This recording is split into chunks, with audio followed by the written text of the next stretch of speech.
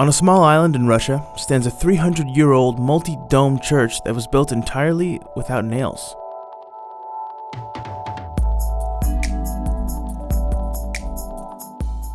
Kizai Island is home to 2 wooden churches and an octagonal bell tower that exemplify 18th century Russian architecture.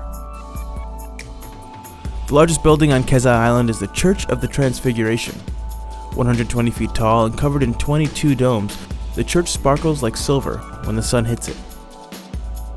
It was a tradition in Russian carpentry to build using only wooden logs with interlocking corners and no nails or steel reinforcement.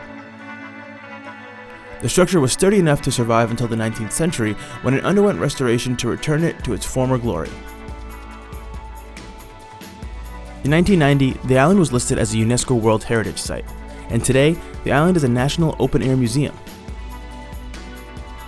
It might just be a legend, but upon completion of the structure, it was said Kizai's main builder cast his axe into the water and proclaimed, "There was not and will not be another one to match it."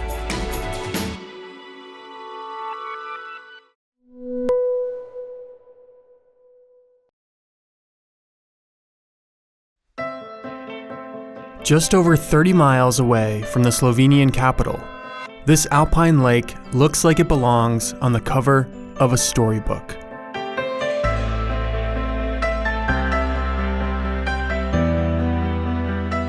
With a fairy tale cliffside castle, an emerald green freshwater lake, and views of some of the highest peaks of the Julian Alps, Lake Bled and its island church make a postcard-perfect scene.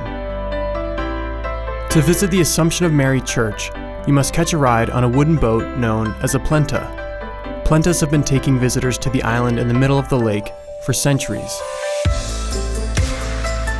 Once reaching the island, it's a 99 stone-step climb to reach the entrance to the church.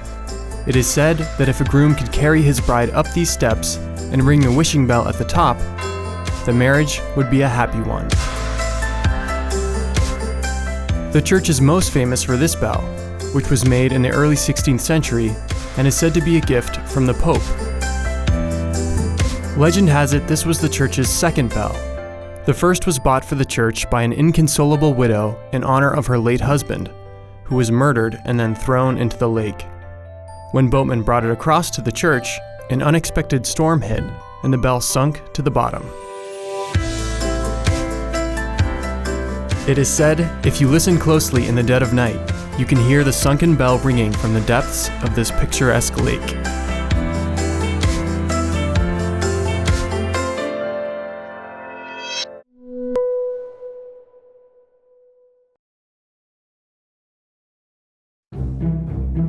Okinoshima Island is a short 12-minute ferry ride from Hiroshima region of Japan. While the sandy and palm-lined beaches are perfect for holidaymakers, the island draws crowds for a different reason. Rabbits. Lots of them. And how they got there is a mystery.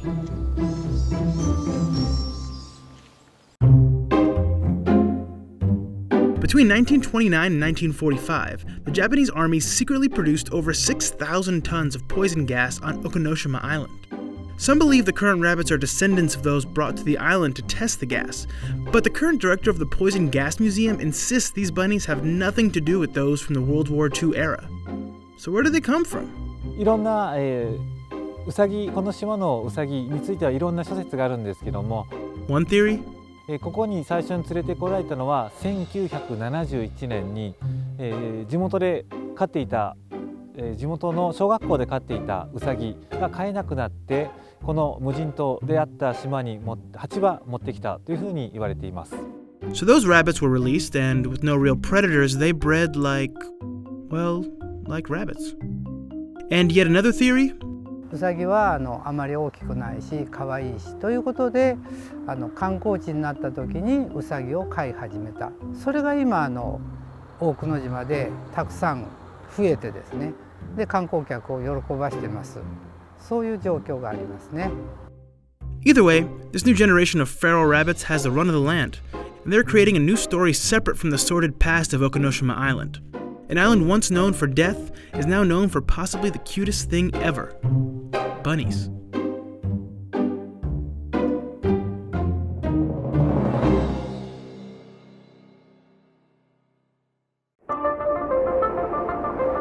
Stepping onto Socotra Island is like setting foot on an alien landscape. This place is one of the most isolated landforms on Earth. Located in the Arabian Sea south of Yemen, the island separated from the mainland of Africa between 6 and 7 million years ago. There are nearly 700 endemic species on Socotra that are found nowhere else on the planet. Perhaps the most head-turning of Socotra's species is the dragon's blood tree. These strange umbrella-shaped trees dot the island. Its top-heavy design is actually an adaptation to Socotra's arid climate. The large green crown provides shade, which reduces evaporation in a place that sees very little rainfall. This otherworldly gem has experienced threats to its ecology from human development, but the United Nations stepped in 2008, designating it a UNESCO heritage site.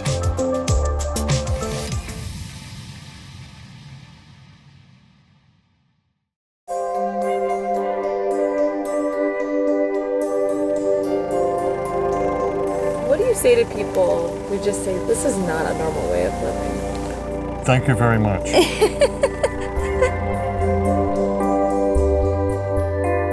I'm Catherine, and this is my husband Wayne. I'm Wayne, and welcome to Freedom Cove. We live in a secluded cove. The only options we have to get here is by water. There are no road accesses. The water is our highway.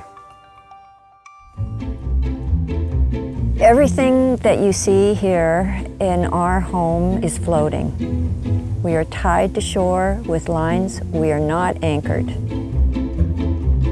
We have our main living house. We have the dance floor, the lighthouse building, 4 greenhouses. As I started to grow the garden and make it larger, then we had to have more space for that garden. Everything's done with a handsaw and hammer. No power tools. I know every board and nail by name.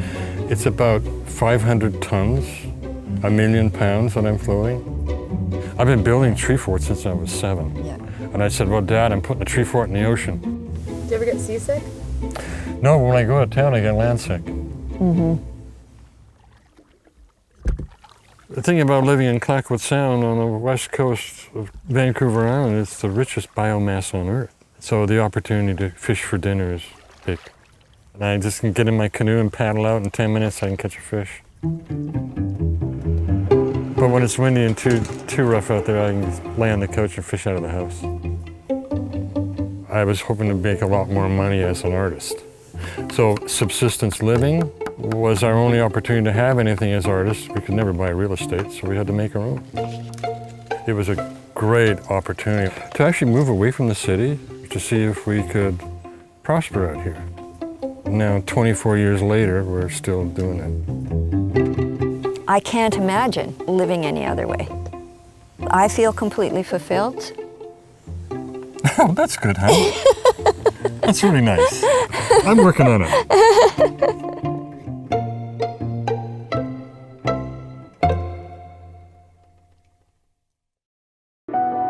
Coastal at one moment, isolated island at another, Mont Saint-Michel is incredibly stunning, no matter the tide. In between 2 powerful tides from Normandy and Brittany stands the Gothic-styled Benedictine Abbey, named after and dedicated to the Archangel Saint Michael. Mont Saint-Michel wasn't always an island. In prehistoric times, it stood on dry land. However, as sea levels rose, erosion reshaped the coast. Even today, it only sits 600 meters from land.